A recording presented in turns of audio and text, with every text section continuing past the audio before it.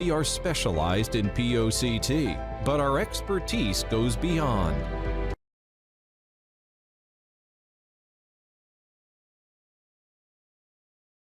Hi and welcome to Finecare. This video is going to show you how to correctly use your mechanical pipette to ensure the best results using the Finecare Vet. So step 1, identify your pipette. You either have a fixed 75 microliter pipettor such as the one shown here, or an adjustable pipettor. Either will work, but the adjustable mechanical is recommended for greater accuracy. Measurements using barrel syringes or other methods will not produce accurate results. So let's just go over the features of a standard mechanical pipettor. We have here on the barrel 3 positions, the first being upright as shown, which is default. The second being the first stop. You can feel a bit of pushback as you go down. And the third being the bottom position. This is referred to as the blowout position or second stop. Now when pipetting your serum, it's very crucial to be sure that you are aspirating from the first position and not the bottom position. And on this pipette, we'll show this as well. All of these have this feature, upright, first, second.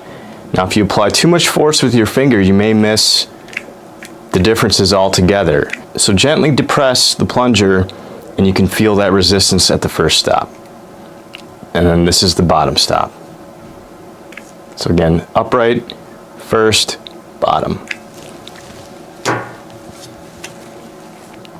Upright, first, bottom. Now the other feature most mechanical pipettes are going to come with is the tip ejection.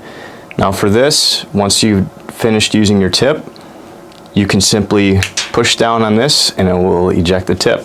Be sure that your pipettor can set to 75 microliters. This is the 75 UL and not milliliter. The Finecare Vet will always require a sample size of 75 microliters of serum. So once you identify your pipette, if you have a mechanical adjustable, most pipettors work by turning the dial and you can change the value. Here you see we have 59 and then that was going to be 0.4 actually, so we'll set it up to 75 and leave it there. If you have this pipette, it's going to be preset single point 75 microliters and there's no adjustment necessary. So let's just go through this step by step.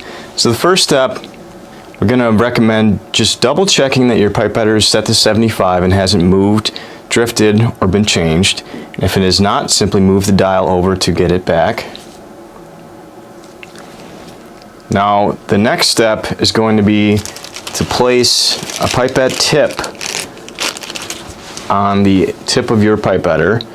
Be sure that the tip is on snugly and can't be easily removed by your fingers or you will have an incorrect volume drawn up.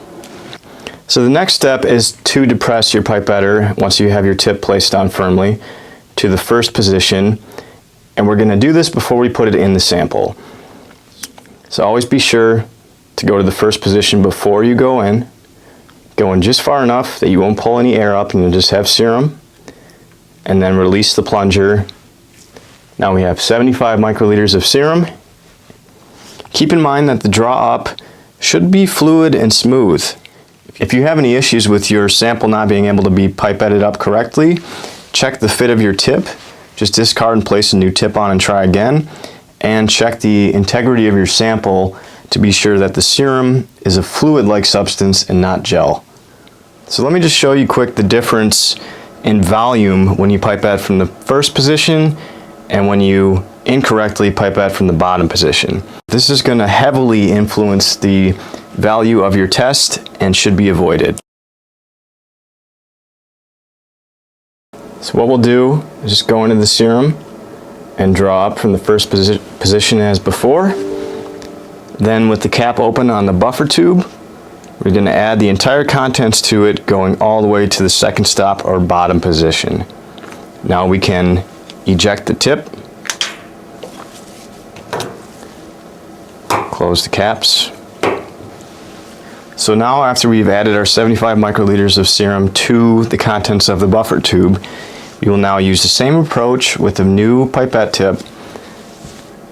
Draw up 75 microliters and then place in the sample well of the test unit. Wandfo Biotech.